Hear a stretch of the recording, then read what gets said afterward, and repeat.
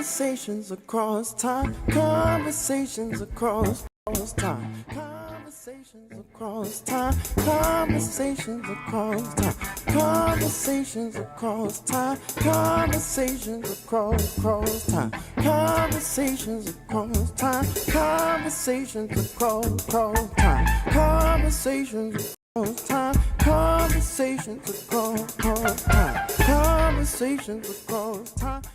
Hi, I'm Mark Hoffman, proud member of the Conversations Across Time team and a retired history teacher.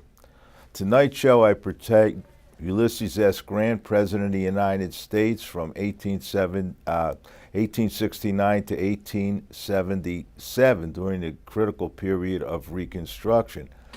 I also was the 8th president of the National Rifle Association. As you will see, that becomes important. Also on the panel this evening are the show's hosts, attorney Vivienne Crawford and attorney Irv Madnick, who was involved in many cases that involve gun violence. During the show this evening, the panel will discuss the bastardization of the Second Amendment and how the original charter of the National Rifle Association has also been bastardized to make sure that every American thinks that it's all right to own guns. We will discuss how money, lobbying, political action committees, propaganda, and racism influence people's perception of gun ownership and the critical problem of mass shootings in the United States of America. Stay tuned for a very provocative and educational show. The situation is critical.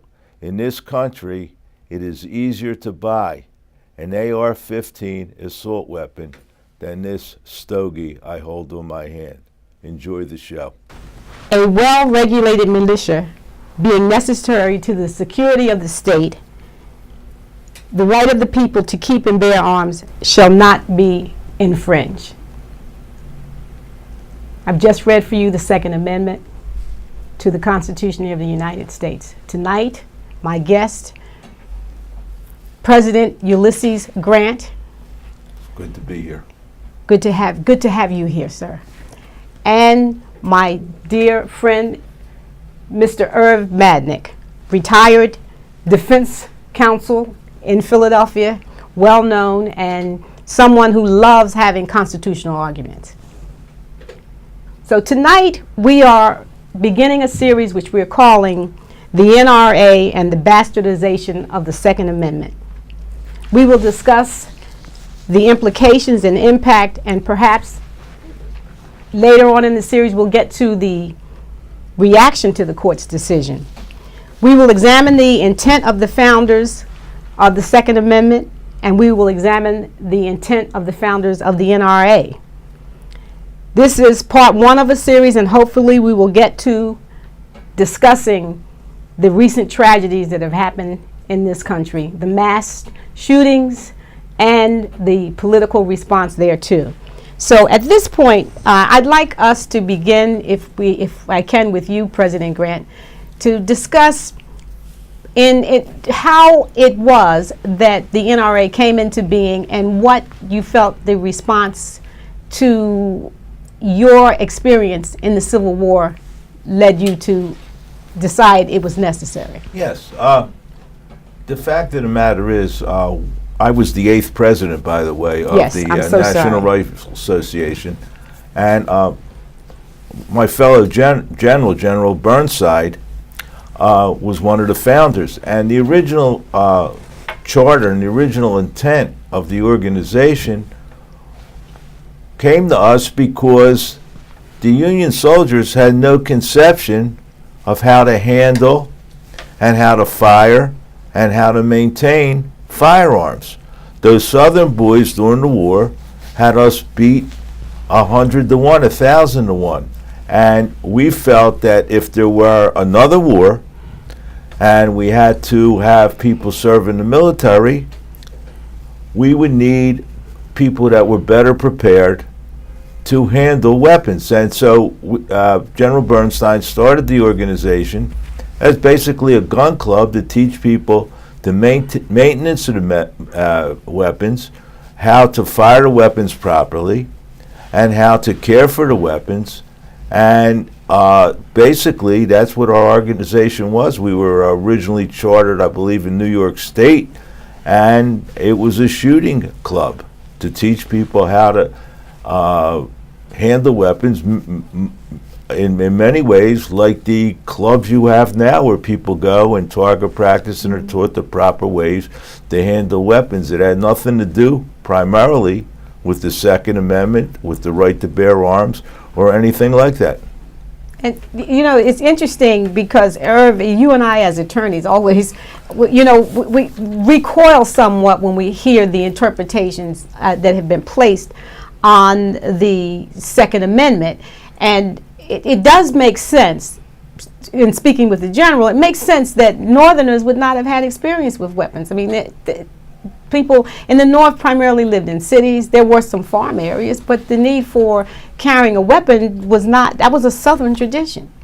Well, that's true, except they used the weapons well enough to win the war, so But that it wasn't that terrible.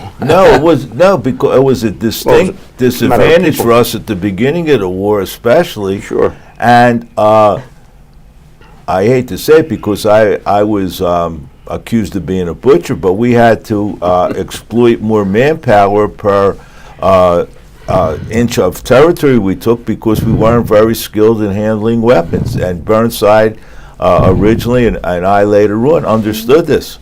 And you're being very modest, President Grant, because one of the things that history, and I know that there's discussion about that and you have been called a butcher, but history has said that you were brilliant, your strategies were brilliant. The capture of Vicksburg, which cut off the Mississippi and cut off the South being able to transport up and down the Mississippi, was certainly a brilliant strategy on your part. So, yeah, you might have been a butcher, but the reality is... There were a lot of negative things put out there about me. That was one of them, being a butcher, and the other was, of course, my drinking, which was totally false.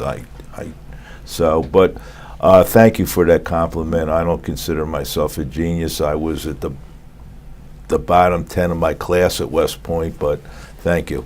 Well, you got it done. Well, regardless, and you know, with all kudos to President Grant, the original interpretation of both the founding of the NRA and the original interpretation of the Second Amendment have changed considerably. Yes. I feel, for the negative over the course of time. And the real issue here is not whether we taught people how to shoot well after the Civil War, but the real issue here is how can we limit or solve the problems that are created by the current interpretation, the Second Amendment, which was a direct result of a Supreme Court case in 2008 called Heller, Heller versus the District of Columbia, which was a repudiation of a case in 1939 which interpreted the Second Amendment basically in the way that myself and all of my professors when I went to law school had interpreted the Second Amendment to mean. And I think the Second Amendment, it's difficult to read it and come up with a clear definition, because subject to interpretation, there's no question about it, but the clear interpretation that we had always lived with, at least until Heller, was that the Second Amendment was designed to create militias for the states, so that the federal government could not overrun the states and exert their will over the states, and it was a matter of states' rights. And this, of course, grew out of the English experience, where the king just came in and wiped everybody away and used force to enforce his rule, and that's what it was. So. Why do you think that this, first of all, that the Miller case, and just to give our audience a little background, so the Miller case comes about in the 1930s. During that, it was a public outcry as a result of the St. Valentine's Day Massacre. Right, it had to do with the criminal element. They had guns, and they had what were called the Tommy guns, which are the Thompson sort of like machine assault, guns. right? Yes. Sort of like assault rifles today, and they killed a lot of people. I mean, most of the people they killed were other gangsters, but it still gained a lot of notoriety and during that period of time. And the case grew out of that experience after Prohibition and the increase in the criminal element along with Prohibition. But the Miller case interpreted the Constitution in the way that it was originally intended for. And Madison, when he brought the Second Amendment forward, of course, was directly after the Constitution had been signed by everybody. It was his idea to increase the power, the militias, so to speak. And now today, of course, the National Guard in each of the states is a distinct outgrowth of that thinking back when the Second Amendment was first proposed and initiated. But it's my understanding that the state militias, and especially in terms of what was going on prior to the ratification of our Constitution, was in a large measure to protect the slaveholding states from slave revolts and slavery insurrections. And that these militias were very important because there was a tremendous amount of unrest among the slaves, and there were slave rebellions in all of the states, and the militia were specifically designed to quell those rebellions. And the fear with the ratification of the Constitution was that a standing national army under the control of a federal government controlled by the North would somehow come down and back the slaves in terms of wanting their freedom, and that came to fruition during my presidency, when after the Civil War and the slaves were free, there was an attempt during Reconstruction on the part of the Southerners to reenact a form of slavery, and they wanted the militia to protect them against the slaves, and I even had to use federal troops to enforce some of the laws to make sure that the newly freed African Americans were guaranteed their right, especially the right to vote. Also, later on, I mean, moving that from the South to the North, later on the National Guard, which was the outgrowth of the militia, was used to quell the labor riots when the labor unions came into play, and in the coal mines in New Jersey and in the steel mills. With the labor movement, they used the National Guard to actually help in preventing those outrisings of violence as a result of that. A couple of things that you in both of your statements that is interesting, and we need the audience to understand, and that is that you, President Grant, had a terrific civil rights background. I mean, you certainly put the federal troops in the South to make certain that the newly freed slaves would be able to vote. You had a record that was peerless. I think maybe later on Johnson might have tried to come up to your standards, but you certainly did do that to enforce. Not the man before me, Johnson. I'm sorry, Lyndon Johnson. Lyndon Johnson. I'm so sorry. So there's that, and then when we talk about the labor unions, as you just alluded to, Herb, what we saw happening is that the Compromise of 1877, in which the federal troops were pulled out of the South, they were dispatched to quell all these labor revolts. Correct. You're talking about. That's what later led to the National Guard, during the 30s with the labor movement. So there was history for that, and that was part of the history. And those Southern troops, of course, we talk about the Compromise, that was to make those states in the South democratic states now, and not parts of the Confederacy. So that was all part of that. But whether it was noble or not noble, and obviously it was noble in some areas, not so noble in other areas. That was an outgrowth of what the Second Amendment was originally meant to mean. But the same people that today would advocate everyone having the right to own guns, and there were people then that were advocating the right for people to own guns, denied lots of people the right to own guns because of their race or where they were at politically, for example. Not unlike today. Yes, and the black codes during Reconstruction banned African Americans from owning any type of firearm, even though they were citizens like everyone else.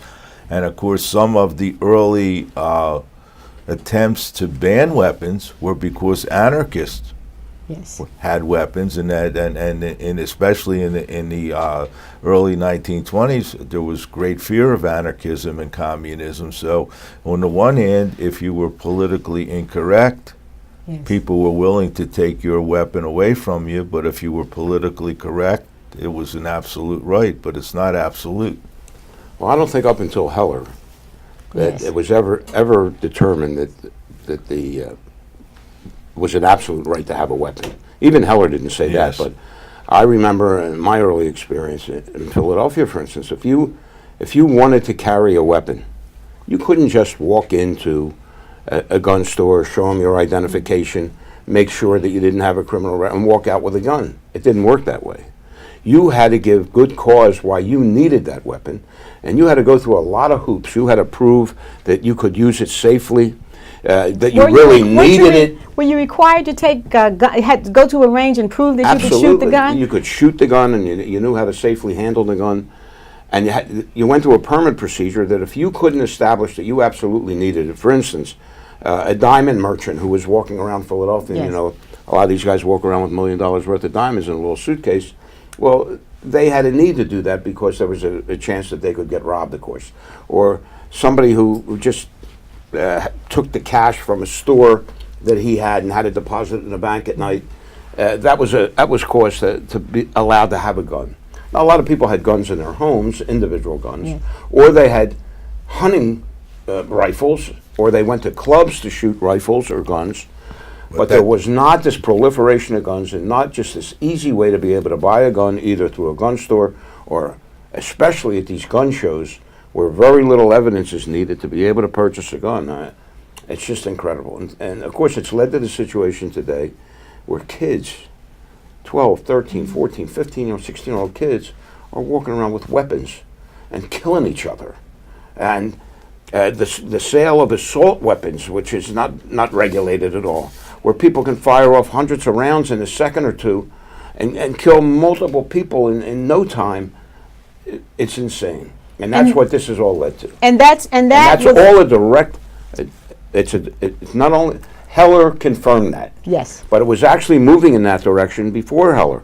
I mean, I think you can date back to the late 60s or early 70s, where the NRA really developed. I think it was in 1976 that they developed the Institute for wing. Legislative, Right. legislative, which was their lobbying wing. which is their lobbying. Their lobbying. And they have been able to usurp the original intention of what the Second Amendment meant to what they believe it should mean, and that is that everybody should be able to carry a gun, walk around with a gun, carry an assault rifle on their shoulder if they want to, open carrying and weapons like many states But now when you have. say usurp the Second Amendment, they've also usurped the original intent of the NRA. That's Well, that's that's the thing absolutely that true. is, Absolutely. No question about that. It was a noble organization. It was in a the noble beginning. organization that was geared to gun safety yes. and gun efficiency in terms of marksmanship. Mm-hmm. And we didn't even consider handguns. That wasn't even something that we even talked about. That's why the name of the organization was the National Rifle Association. I didn't realize that. We didn't even talk about handguns. The handguns were not even in our charter. It was about rifles, how to handle rifles. We engaged in shooting contests with other for sport. Sure. And we didn't even conceive of assault weapons or sidearms, which is what we called them during the Civil War, sidearms. And so our organization has been changed dramatically. In fact, early on, we supported gun control. Absolutely. The Gun Control Act of 1934 was supported by the NRA. Even the Gun Control Act of 1968 was supported by the NRA. But that's before the founding of the Institute for Legislative Adjustment. But It's the lobbying arm. it's the lobbying arm of the NRA, ILA, and that it just changed in the 70s. And that's an interesting note, that the National Rifle Association was about rifles and about using the proper use of weapons. Right. Now, I mean, if we wanted to call it for what it is today, we would have named it the National Firearms Association or the National Gun Ownership Association. We were specific, and it evolved out of the fact that our boys that we drafted it towards the end of the war had no conception of how to use a weapon.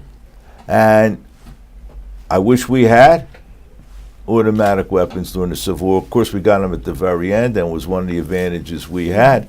But well, you're a military guy. You wish you had the atomic bomb during the Civil of course, but the point being that no one was talking about owning sidearms until the manufacturers influenced our organization in the 70s and became instrumental in influencing the legislative branch to pass laws that guarantee gun ownership. And then these laws would be challenged in court, and because of the undue influence of money in our political system, and of course that happened when I was president as well. Sure.